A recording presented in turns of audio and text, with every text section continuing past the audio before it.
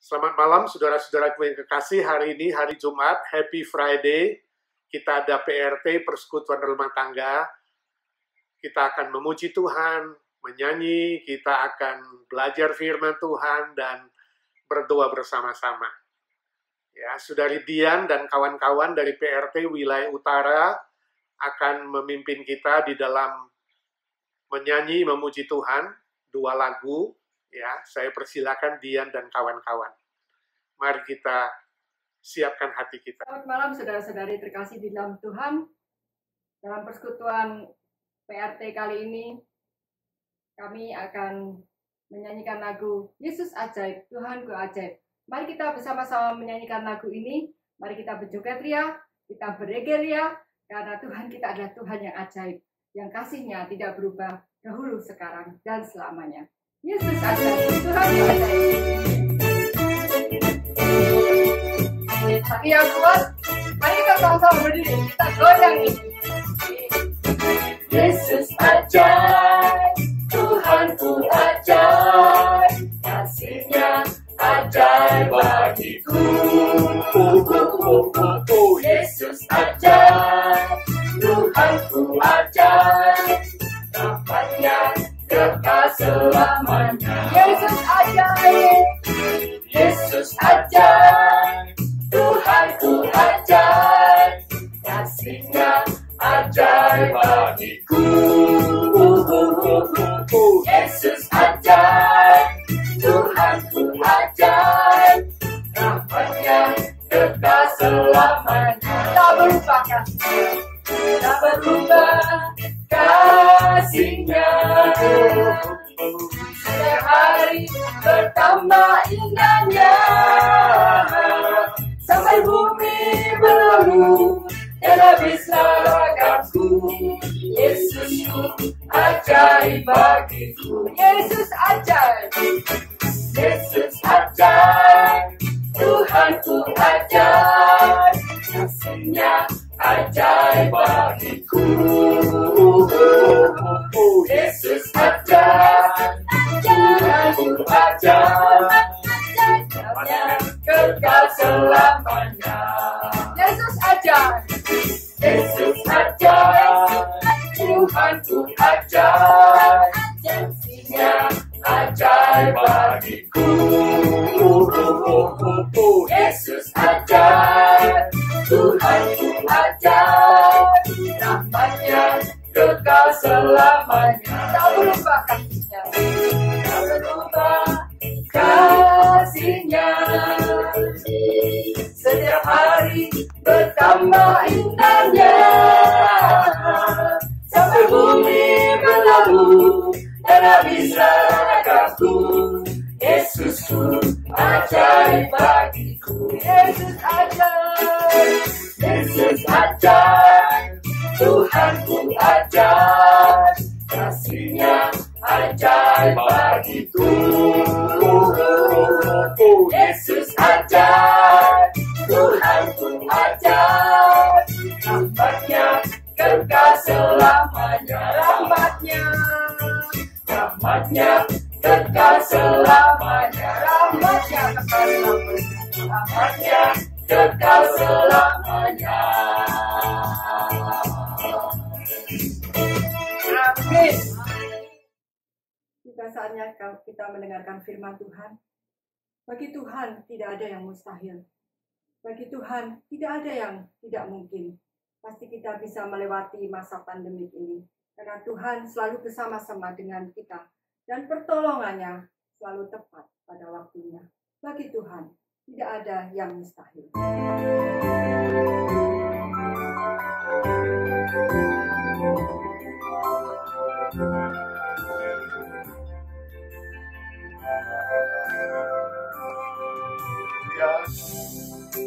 Saat kau berfirman, ku menang. Saat kau bertindak,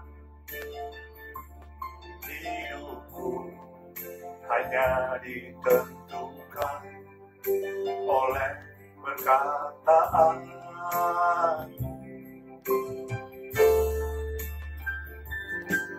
Aman karena Kau menjaga.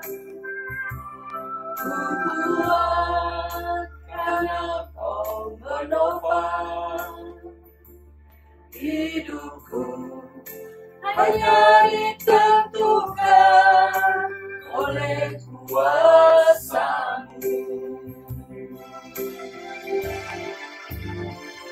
Bagi Tuhan tak ada yang mustahil. Bagi Tuhan tak ada yang tak mungkin. Mujizatnya disediakan bagiku. Ku diangkat dan dipulihkannya. Mari kita yakini lagu ini. Ku yakin saat Kau berfirman. Ku menang saat Kau bertindak.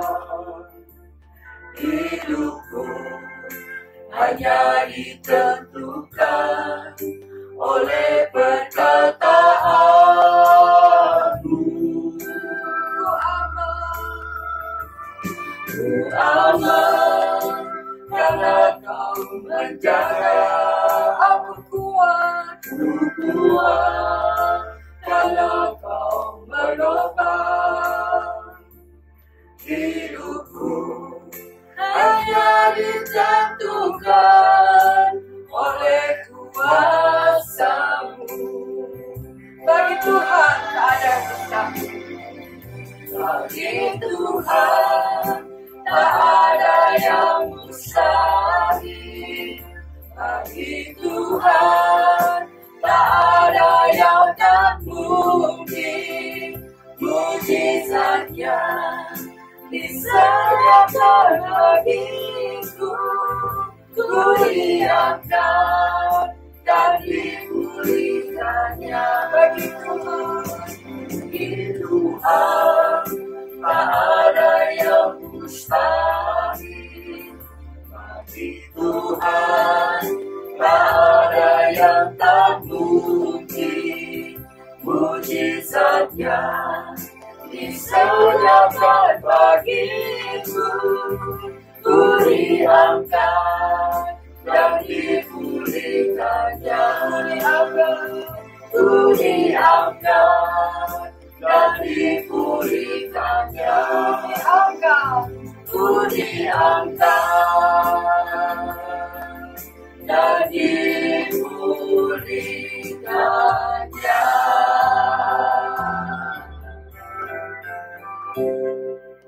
Amin. Untuk selanjutnya saya serahkan pada Pak Edi untuk firman Tuhan.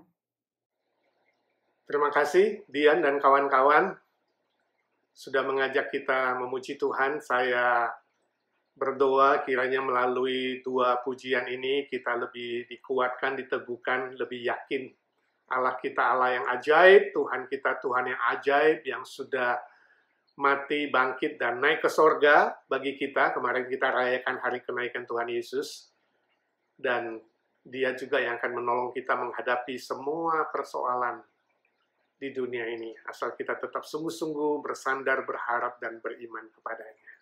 Mari kita berdoa. Bapa di sorga, kami akan belajar firman-Mu saat ini. Siapkan hati dan pikiran kami, jadikan seperti tanah yang subur, agar firman itu boleh hidup, boleh bertumbuh, dan berbuah berlipat-lipat ganda. Nama-Mu dimuliakan, dan kami semakin dewasa di dalam kerohanian kami, dan di dalam hidup kesaksian kami untuk kemuliaan Tuhan. Berdoa bersyukur dalam nama Tuhan Yesus, Juru Selamat kami yang hidup selama-lamanya. Amin. Saudara, malam ini saya ingin mengajak kita memikirkan sebuah tema, yaitu hidup yang disegarkan kembali. Hidup yang disegarkan kembali. Nah, akhir pekan lalu saya melihat di news, saudara, ya mungkin saudara juga melihat ya di pantai Huntington Beach itu dan beberapa pantai lainnya di Ventura County itu sudah ramai dikunjungi orang. Ya, juga beberapa restoran sudah membuka pintu untuk pelanggan Ya, supaya bisa duduk di dalam restorannya menikmati makanan. Jalanan, saya yakin kalau saudara keluar rumah sudah tambah ramai. Mungkin 80-90% sudah penuh. Saya sempat beberapa hari lalu menuju 60 freeway ke East. Wah, itu macet bukan main. Ya, luar biasa.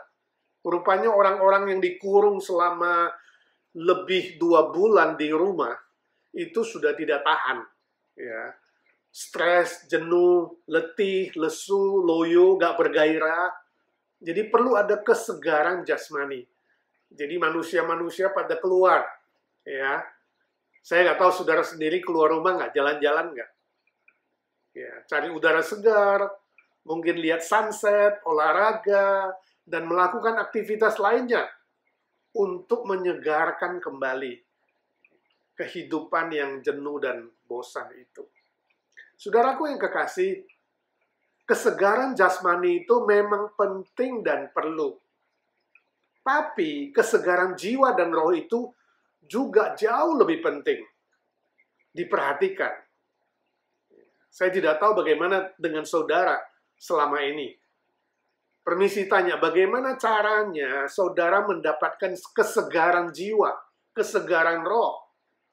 Hal-hal duniawi, termasuk mengumpulkan banyak uang dan harta, bukanlah cara untuk menyegarkan jiwa kita.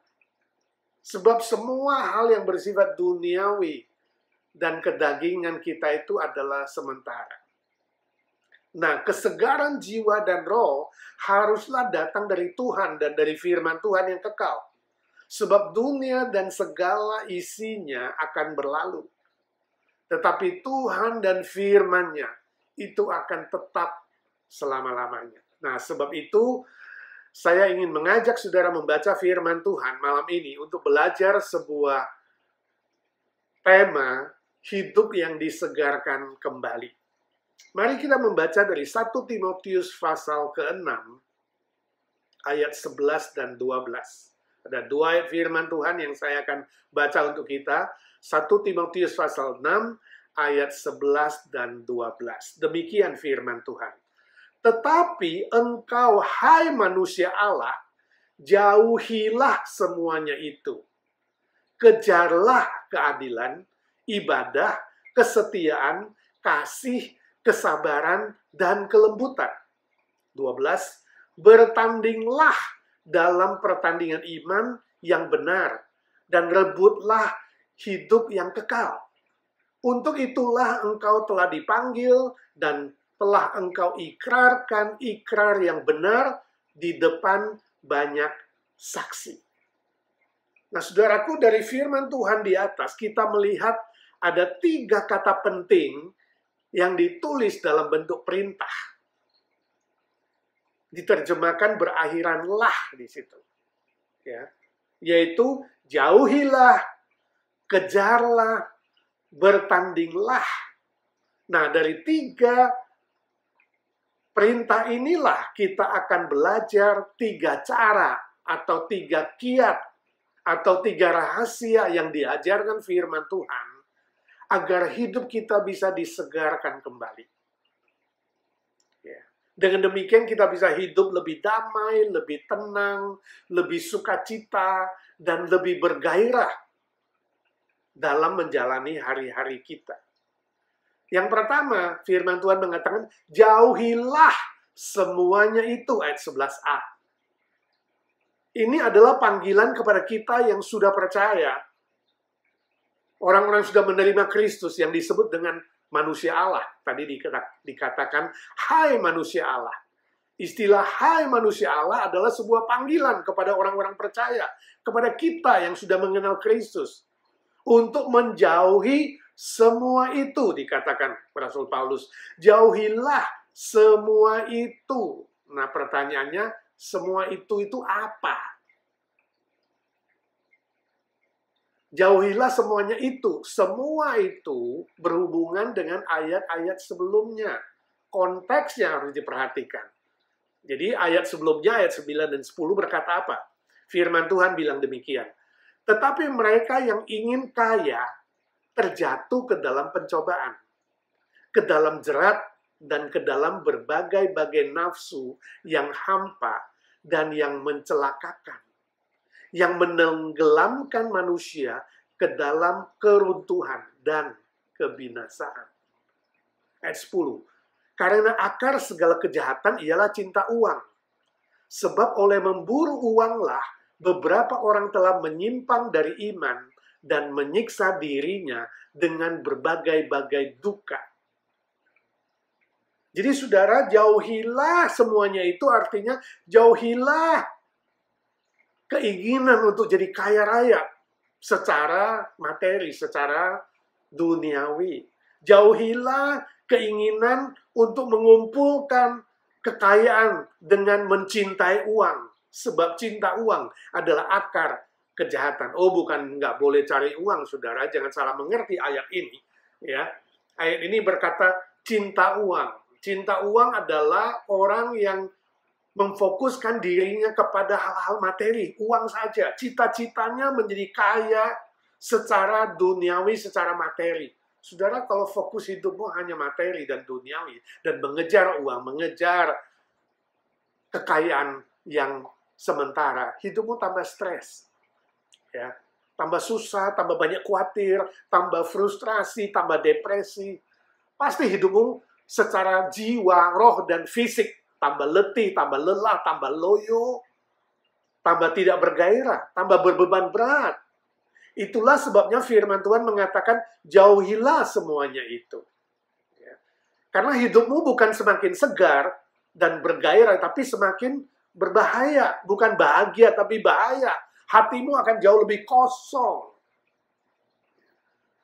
Sebab banyak yang sudah jadi korban. Mereka yang cinta uang. Mereka yang ingin menjadi kaya, kata firman Tuhan, jatuh dalam pencobaan, hawa nafsu, kehancuran, kejahatan, menyiksa diri dengan berbagai duka cita, ya, penyimpangan iman, berbagai kecelakaan, bahkan kebinasaan. Jadi sangat berbahaya, saudara, kalau cita-cita ingin menjadi kaya secara materi, secara duniawi, dan fokus hanya kepada cinta uang dan mengejar uang. Saya ingat kesaksian seorang teman di Jakarta. Ya, dia cukup sukses, seorang businessman yang cukup sukses. Dia katakan, dulu dia itu punya bisnis proyek-proyek pemerintah yang diberikan oleh pejabat-pejabat penting. Oh, nampaknya sih banyak uang, ya, hasilnya banyak uang. Tapi dia katakan sebenarnya hidupnya lebih stres dan lebih frustrasi. Kapan saja dia ditelepon, dia harus segera datang. Si pejabat dan istrinya kalau ulang tahun, dia harus ingat, dia bilang. Dan berikan hadiah istimewa. Kalau dia keluar negeri, banyak titipan, beli ini, beli itu. Semuanya harus dipenuhi. Bahkan dia katakan ulang tahun istri dan anak dia lupa. Ya, sering janji dengan istri dibatalkan, dengan anak dibatalkan. Tidak ada waktu untuk keluarga, tidak ada waktu untuk ibadah, apalagi ya melayani Tuhan. Nggak ada waktu untuk itu. Ya, dia harus standby untuk sang pejabat. Ya, bikin pusing, bikin stres, bikin darah tinggi. Akhirnya dia nggak tahan, dia minta stop. Semua proyek itu dia stop. Dia katakan, Pak, sekarang saya kapok, Pak. Saya mau hidup yang secukupnya, sederhana aja. Dan saya sekarang senang, saya lega. Saya bisa punya waktu untuk istri, untuk anak, untuk banyak kegiatan lain, bahkan saya ada waktu untuk ke gereja. Puji Tuhan. Ya. Dia sadar, kalau tidak sadar, dia akan terbelenggu oleh hidup yang semakin stres, semakin frustrasi, dan membuat dia bisa tambah sakit, bahkan bisa binasa. Amsal Sulaiman pasal 23 ayat 4-5 firman Tuhan bilang, jangan bersusah payah untuk menjadi kaya. Tinggalkan niatmu ini. Kalau engkau mengamat-amatinya, lenyaplah ia. Karena tiba-tiba ia bersayap. Lalu terbang ke angkasa. Seperti Raja Wali. Jadi uang itu punya sayap, saudaraku. Ya, hati-hati. Kamu pikir kamu dapat, kalau bukan milikmu akan melayang. Akan hilang. Cepat dapat, cepat hilang. buat kamu hidupnya lebih susah dan lebih khawatir. Ingat, sebagai manusia yang sudah diselamatkan oleh Tuhan, kita di dunia ini tidak punya hak milik. Bahkan semua manusia nggak punya hak milik. Apa yang kita punya itu sementara. Dipinjamkan saja. Ya, titipan dari Tuhan. Jadi, kalau kita sadar bahwa nggak ada yang bisa kita miliki, kita tidak jadi lupa diri. Ya. Tapi kalau kita pikir kita jadi pemilik, kita akan lebih banyak khawatir, gelisah, sibuk tak menentu, untuk mengikat diri dengan berbagai harta kekayaan materi, dan kita tambah gak segar hidupnya. Sebenarnya kita hanya punya hak untuk mengelola. Itu harus diingat. Mengelola apa yang dititipkan Tuhan. Dengan demikian kita bisa menjadi orang yang lebih banyak bersyukur. Ya. Lebih ingat bahwa hidupnya hanya sementara. Bahwa kalau kita meninggal pun kita tidak akan bawa sedikit pun harta kekayaan duniawi pulang ke sorga. Sebab itu di ayat 7 dan ke-8 konteksnya bilang begini. Sebab kita tidak membawa sesuatu apa ke dalam dunia. Dan kita pun tidak dapat membawa apa-apa keluar dari dunia ini. Kita datang dengan telanjang dan kita akan pergi dengan telanjang. Asal ada makanan, kata firman Tuhan. Asal ada makanan dan pakaian, sudah cukuplah. Jadi, firman Tuhan mengajarkan kita merasa cukup dan puas di dalam Tuhan. Ya. Merasa puas terhadap apa yang dikaruniakan Tuhan. Membuat kita lebih banyak bersyukur daripada bersungut-sungut. Ya. Membuat kita tidak khawatir. Membuat kita tidak jadi lebih stres, lebih letih, lebih lesu, lebih tidak bergairah. Sebab kita memikirkan apa yang tidak ada, kita akan tambah khawatir. Khawatir gak punya ini, khawatir gak punya itu, gak memiliki ini, gak memiliki itu. Tapi kalau kita puas terhadap apa yang sudah ada, apa yang diberikan Tuhan, hidup kita itu lebih tenang, lebih damai, lebih segar, lebih kuat di dalam Tuhan. Sebab itu Tuhan Yesus berkata di Matius 6:33, Yesus katakan, carilah dahulu kerajaan Allah dan kebenarannya, maka segala sesuatunya akan ditambahkan kepadamu. Gak usah tambah khawatir, karena Tuhan akan menambahkan segala sesuatu sesuai dengan kekayaan dan kemuliaannya. Sebab itu saudara-saudaraku, rahasia pertama untuk disegarkan kembali, hidupmu yang disegarkan kembali, jauhilah semua keinginan dan cita-cita untuk menjadi kaya raya secara materi dan duniawi. Hiduplah dengan puas di dalam Tuhan, sesuai dengan apa yang diberikan oleh Tuhan, apa yang dikaruniakan oleh Tuhan.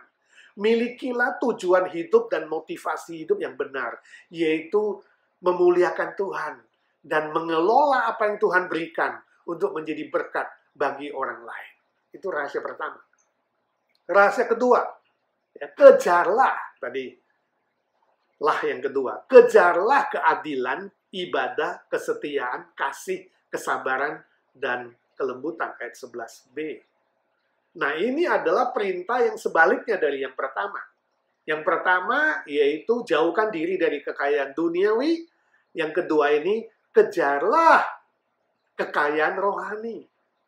Jadi apa yang disebutkan tadi, keadilan, ibadah, kesetiaan, kasih, kesabaran, kelembutan, itu adalah kekayaan rohani. Pertumbuhan karakter yang menyerupai Kristus. Inilah seharusnya menjadi cita-cita kita di dunia ini. Menjadi keinginan kita sebagai murid Kristus semakin diubah menjadi ciptaan yang baru di dalam Kristus. Nah, istilah kejarlah berarti ada sebuah usaha. Usaha melalui free will kita. Usaha melalui kehendak kita. Keselamatan di dalam Yesus Kristus adalah 100% anugerah Allah. Gak ada jasa kita sedikit pun. Gak ada usaha manusia sedikit pun. Tetapi permuritan dan pertumbuhan rohani itu perlu kerjasama. Perlu usaha kita dengan free will kita mentaati gerakan Roh Kudus dalam hati kita. Jadi kerjasama dengan Roh Kudus. yang tinggal di dalam kita. Roh Kudus mengingatkan firman Tuhan, memimpin kita dengan kebenaran, dan mengingatkan kita untuk melakukan firman Tuhan, dan kita pakai free will kita, kehendak kita, mentaati gerakan Roh Kudus, mentaati pimpinan Roh Kudus, mentaati suara Roh Kudus untuk melakukan firman Tuhan.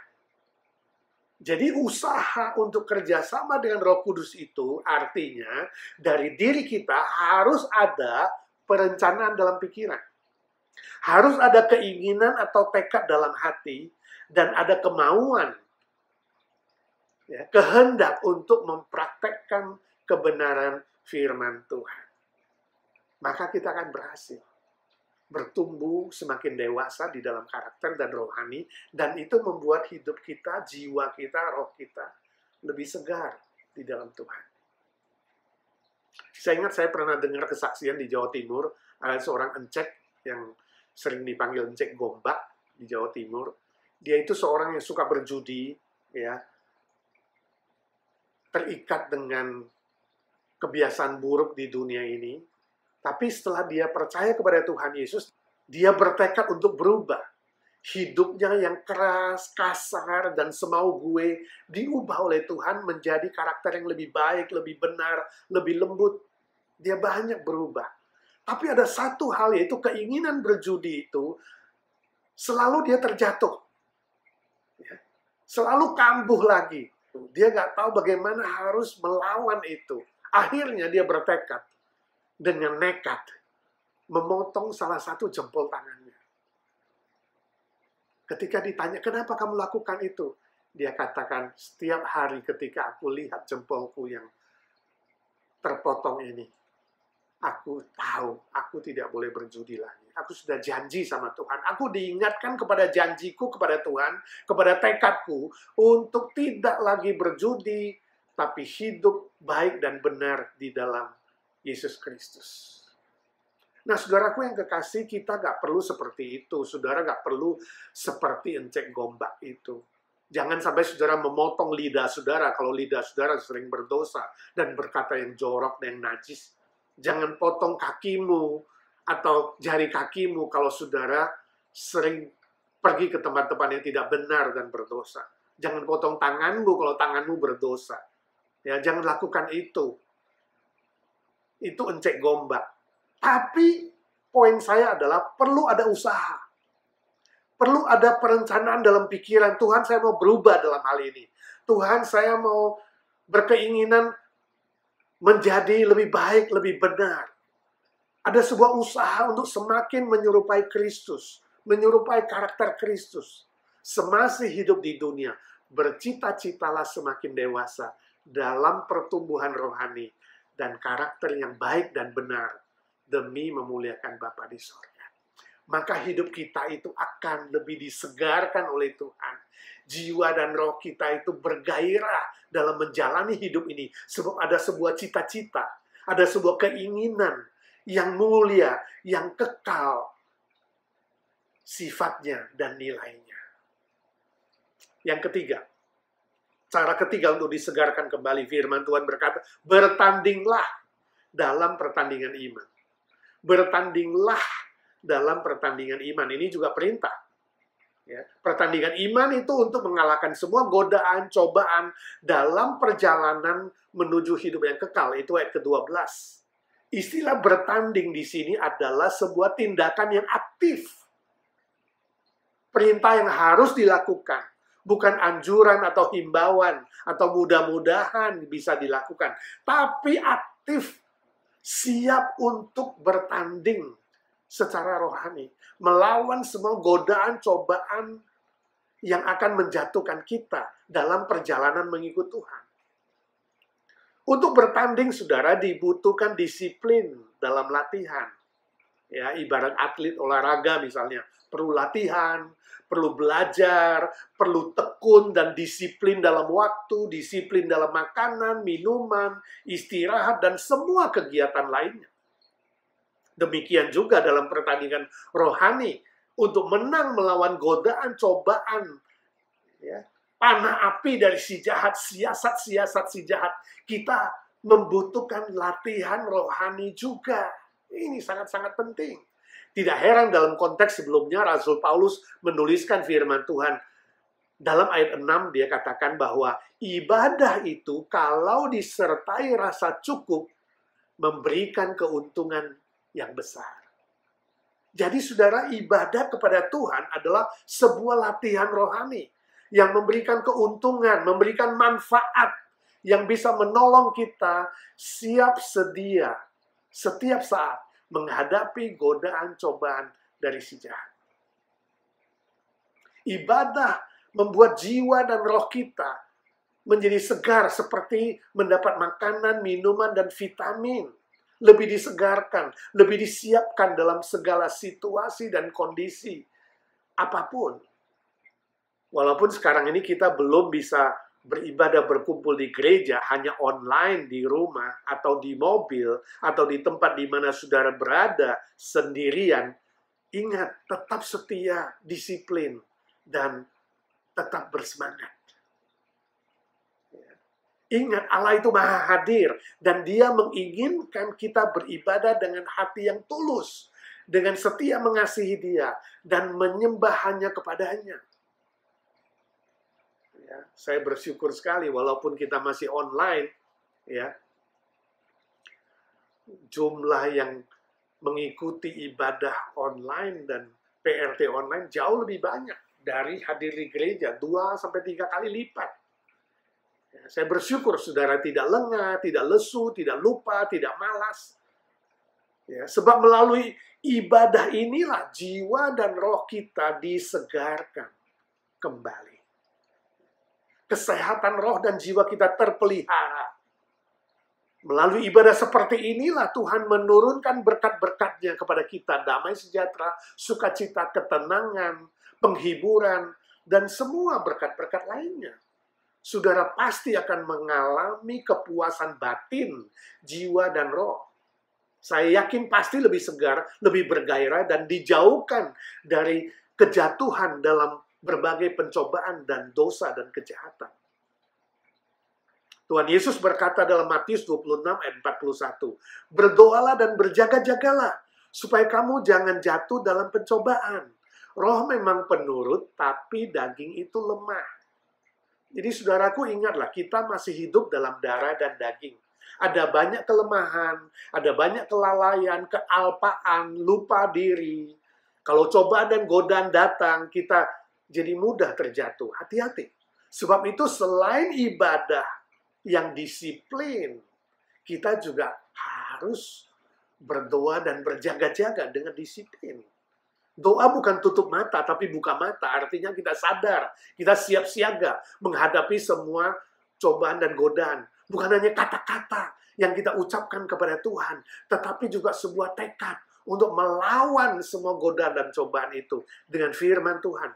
Waspada, berjaga-jaga artinya waspada dengan firman Tuhan. Firman yang kita terima, kita simpan dalam hati dan pikiran, dan kemudian kita bertekad melakukannya sesuai dengan gerakan Roh Kudus.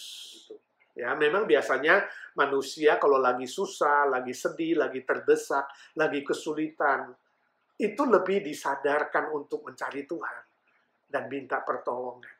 Ya, saya ingat dulu, ya, dulu bukan di IGNC, ada beberapa orang yang baru datang ke LA, ya, di gereja yang lama. Saya sempat mendoakan, mendampingi beberapa orang yang baru datang ke Amerika, ke Los Angeles, belum punya SIM, belum punya SS, belum punya mobil, belum punya kerjaan, masih adaptasi, kesepian. Itu mereka itu rajin ke gereja, beberapa anak muda dan ada sebagian dewasa rajin ke gereja, ikut ibadah dengan rajin, ya, ikut doa, ikut PA, bahkan kegiatan-kegiatan lainnya termasuk aktif melayani. Lalu mulai ditemani mencari SS, ya, mencari SIM, kemudian mendapatkan pekerjaan, mobil, dan ada sebagian begitu dapat mobil dan kerjaan, menghilang, nggak tahu kemana. Ya, di telepon juga nggak ada, nggak pernah muncul lagi di gereja. Ada yang sempat jawab bilang, oh sekarang sibuk, ya tidak ada waktu untuk hal-hal ibadah, doa, dan hal-hal rohani. Sayang sekali. Saya doakan hal sedemikian tidak terjadi di IGNC. Amin. Nanti setelah gereja kita reopen, saya harapkan saudara-saudara juga tetap setia dan disiplin dalam mengikuti ibadah minggu dan PRT hari Jumat. Belajar firman Tuhan dan berdoa bersama-sama. Amin. Kehadiran jumlah yang beribadah dan PRT saya harapkan bisa bertambah, bertumbuh. Secara kualitas dan kuantitas kita bertumbuh bersama-sama. Amin. Puji Tuhan. Mari kita berdoa. Bapa di sorga, kami mengucap syukur dan terima kasih. Firman Tuhan mengajar kami 3 cara untuk mendapatkan kesegaran yang baru. Yaitu menjauhi keinginan untuk kaya secara jasmani dan materi. Harusnya mengejar kekayaan rohani, pertumbuhan karakter, dan juga siap bertanding menghadapi semua cobaan dan godaan dengan firman Tuhan, dengan ibadah, dengan doa yang disiplin. Tuhan berkatilah setiap kami yang sudah mendengar, sudah belajar firman Tuhan bersama-sama, supaya kami tidak hanya belajar mendengar, tapi kami melakukan firman Tuhan. Beri kami keinginan, tekad, rencana, dan kemauan untuk terus bertumbuh semakin dewasa dalam menjadi murid-Mu, Tuhan. Saat ini kami juga ingin berdoa bersama untuk Ibu Roin, untuk Pak Sardi, dan seluruh keluarga. Tuhan, sembuhkanlah mereka satu persatu. Kami dengar kabar, sudah banyak kemajuan dan kepulihan. Kami minta kepulihan yang sempurna. Kami minta dengan sehati dalam nama Tuhan Yesus. Tuhan menjamah, Tuhan menumpangkan tangan-Mu. Tuhan menyembuhkan dengan bilur-bilur-Mu dan kuasa darah-Mu. Terima kasih Tuhan. Kami berdoa juga untuk pemulihan Ibu Ratna, Ibu Nina, Kuregi, Kurniawan, dan Putri, dan para senior kami yang lemah tubuhnya. Tuhan, Kau yang ingat mereka. Tuhan, Kau sendiri yang menumpangkan tangan-Mu. Kami berdoa di sini, Roh Kudus-Mu bekerja di sana. Pulihkanlah mereka satu demi satu. Kami berdoa untuk semua majelis, aktivis, dan seluruh jemaat IGNC. Supaya kami tetap kompak. Kami tetap belajar disiplin, bertumbuh, dewasa di dalam Tuhan. Kami tetap saling mengasihi, saling menguatkan, saling membangun. Supaya dunia tahu kami adalah murid yang sejati. Ya Tuhan, kami juga berdoa untuk tim ibadah yang rutin melayani online. Setiap hari Sabtu, ada rekaman, ada editing, ada latihan. Tuhan memberkati setiap tim ya Tuhan, baik di atas, di bawah mimbar. Tuhan berkati satu persatu. Tuhan lindungi mereka satu persatu. Jauhkan dari semua mara bahaya dan sakit penyakit. Tuhan tolong tetap berikan semangat dan gairah di dalam pelayanan ini.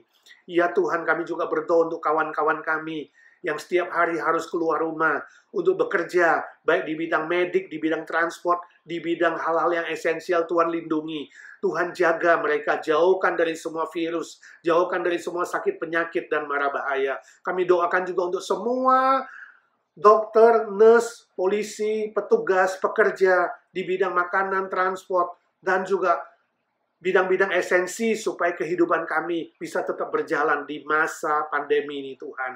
Tuhan, lindungi dan pelihara mereka dari semua sakit penyakit. Lindungi keluarga mereka. Kalau ada yang belum mengenal Tuhan, justru di masa-masa pandemi ini, mereka boleh mengenal Tuhan. Kami doakan semua pasien, semua yang sakit, semua yang menunggu kesembuhan, Tuhan sembuhkanlah mereka. Tuhan, biarlah dengan cara Tuhan dan waktu Tuhan, mereka boleh mendengarkan Injil dan diselamatkan oleh Tuhan. Berkati pemerintah pusat dan lokal, khususnya di California, Los Angeles, dan semua county yang ada, supaya semua planning untuk reopen bisa berjalan dengan baik. Berkati dengan hikmat dan tanggung jawab moral untuk melakukan tugas mereka dengan sebaik-baiknya. Kami doakan dunia yang sedang merana dan menunggu pemulihan. Tuhan kasihanilah. Biarlah lewat pandemi ini dunia disadarkan bahwa mereka membutuhkan Tuhan, mereka membutuhkan juru selamat. Biarlah Injil Kristus lebih disebarkan di masa-masa pandemi ini ya Tuhan. Kami doakan Indonesia, berkati semua gereja-gereja boleh kompak, boleh bersatu untuk terus mengabarkan Injil menjadi terang dan garam, sehingga nama Tuhan dimuliakan. Berkati Presiden dan semua menteri dan kabinet dan semua pemerintah di lokal, Tuhan lindungi, Tuhan pelihara, dan Tuhan pakai juga untuk bisa menyelesaikan semua persoalan yang ada ya Tuhan. Dengar doa kami serahkan seluruh hamba-hamba-Mu, para misioneri yang melayani di mana-mana ya Tuhan. Di desa, di kota, di pedalaman. Tuhan pakai juga orang-orang Kristen di negara-negara yang sulit. Biarlah di masa pandemi ini tetap berfungsi dengan baik. Tetap terpelihara. Dan Injil Tuhan bisa disebar luaskan. Kami rindu banyak orang yang mendengarkan Injil Tuhan. Dan boleh mengenal Tuhan Yesus sebagai juru selamat mereka. Terima kasih Tuhan, kami serahkan pergumulan kami masing-masing. Seluruh jemaat IGNC kami serahkan di dalam tangan-Mu. Tuhan lindungi siang dan malam. Tuhan berkati supaya hubungan dengan Tuhan semakin akrab. Hubungan dengan keluarga semakin akrab. Dan juga ya Tuhan, pertumbuhan rohani kami tetap disiplin di dalam Tuhan. Tuhan memberkati juga dengan kesehatan yang prima. Jauhkan dari semua sakit penyakit. Jauhkan dari mara bahaya dan kecelakaan. Tuhan pelihara. Supaya sungguh-sungguh dalam hidup kami, baik jasmani, rohani, baik mental, baik jiwa, semuanya terpelihara dan segar, bergairah di dalam Tuhan. Terima kasih Tuhan, Kau sudah mendengar doa kami. Karena kami minta dalam satu nama, Tuhan Yesus Kristus, Juru Selamat kami, Tuhan segala Tuhan, Allah segala Allah, Raja segala Raja yang hidup selama-lamanya. Amin. Amin. Bapa terima kasih, Bapa terima kasih, Bapa di dalam surga, ku beri terima kasih. Amin. Amin. Ya, saudaraku, izinkan saya pakai sedikit waktu untuk pengumuman. Ya, minggu ini kita masih ibadah online, tetap jam 11. Ya, saya harap saudara tetap bersemangat, bergairah dalam ibadah online. Ya, planning kita untuk reopen masih belum jelas. Saya harap kita bisa reopen Juni minggu pertama. Jadi tetap online sampai akhir Mei, itu planning kita. Ya, kalau Tuhan izinkan dan pemerintah sudah umumkan, nanti saya juga akan WA saudara. Kita ingin Juni bisa reopen, jadi tolong doakan juga hal ini. Ya, Jumat tetap ada PRT online, dan habis PRT ini tetap ada interaksi, ada tanya jawab, ada persekutuan. Ya, saudara bisa masuk ke aplikasi Webex. Ya, nanti infonya silakan lihat di WA saudara. Selamat malam, Tuhan memberkati. Sampai ketemu di interaksi 8.30 sampai 9.30 malam, dan hari Minggu ibadah online. Tuhan memberkati saudara sekalian.